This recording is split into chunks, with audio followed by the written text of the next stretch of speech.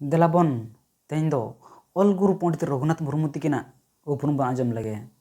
All गुरु तकिना जन्म दिसम दो ओडिशा पोनत मयूरभंज जिला मिद ᱧᱩᱛᱩᱢᱟᱱ अतु डाहर डेहर किन जन्म लेन तहन।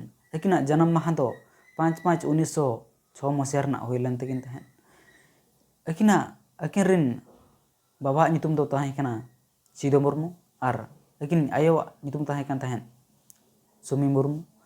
अकिना ᱧᱩᱛᱩᱢ दो ना जहाँ मन मेनेआ रघुनाथ ओना दो ना छटियार ᱧᱩᱛᱩᱢ दो बांग ताहें कन तहन। अकिना छटियार ᱧᱩᱛᱩᱢ दो चुनू ताहें कन तहन। जेते बड़े एड़ी जोरे राग के ओना ᱧᱩᱛᱩᱢ ते आदो ᱧᱩᱛᱩम दो रघुनाथ मुर्मू ना को दोह के ताय तहन।